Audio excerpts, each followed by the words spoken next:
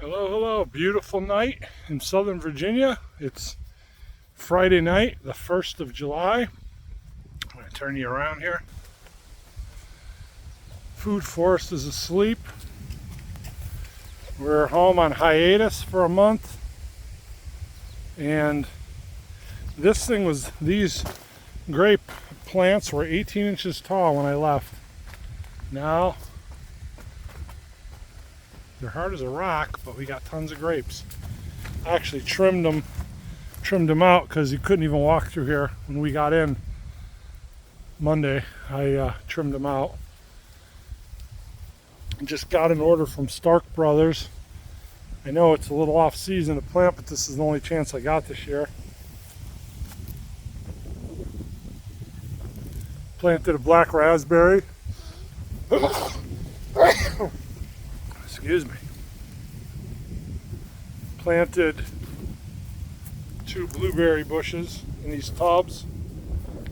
Put that on there to keep the critters out. I got a lilac.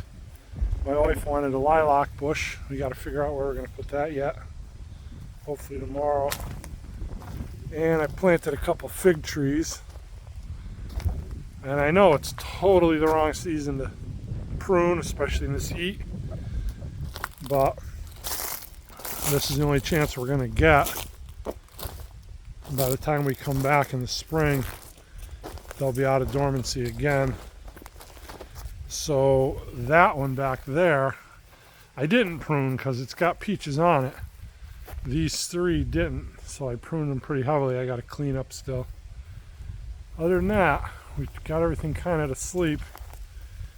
I was also very excited to see some success on my Goji Berry.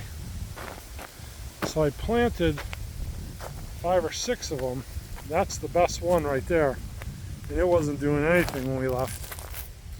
There's the fig tree I got today. I just planted that. There's another Goji Berry, which is doing decent. Of course, amongst all the weeds and everything. There's another fig tree that I just planted. This one, I tried to straighten it out. It came in with a kink and a break right where that green tag is. I straightened it out. It was bent back 90 degrees. So I don't know if that's going to die or not. I straightened it out and moved that tag up to hold it in place.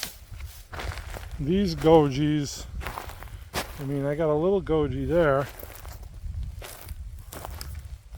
This one I got a little. They're getting choked out too. I got to pull out those weeds again. Actually, this one isn't doing terrible. So all in all, I'm pretty happy about the Gojis. This one I think we lost completely. My neighbor across the street planted some watermelons. I don't want to poke through here because of various reasons, but there's one right there. There's a couple decent sized ones, a couple little ones. This asparagus bed comes back every year and goes to seed and gets bigger, but there's a volunteer tomato in the middle of it, and it's got some little fruits on it. So we'll get there from that. These are Muscadine grapes. And these got some little tiny ones. They were all planted the same, the Muscadines and the Concords over here. Concords are fruiting quite well. The Muscadines are not fruiting as much.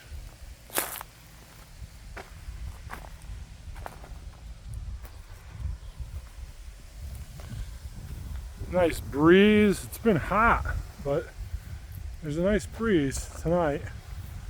We sure could use some rain.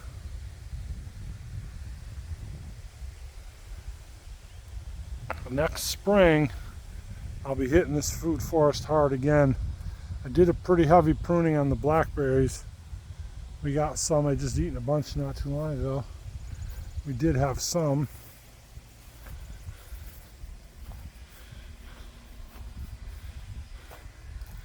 So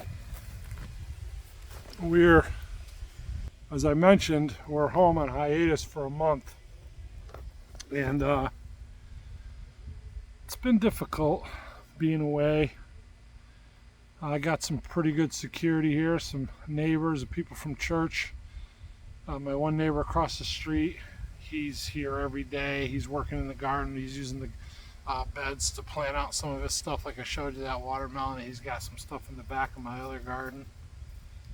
And he's been keeping an eye on things and mowing. And got another guy from church and his wife. They drive by here every day on their way to work and home from work, and he stops in and checks things out. And so been blessed really to have that. But I miss being here. We both do. My wife and I both miss being here. But there's reasons for everything, and it can't always be about us, right? And I'm trying to adapt my thinking to that. Try to adapt more of a missional mindset in life. We touched base on this a little bit, but you know, living lost most of my life. Got saved when I was 49 years old. I feel like I wasted a lot of time, and I know, there's no condemnation in that for those that know the Lord. But still, the Bible tells us redeeming the time because the days are evil, right? Redeeming the time. We have so much time between the time we get saved, or even between today and when the Lord calls us home. We have to make the best of that time, right?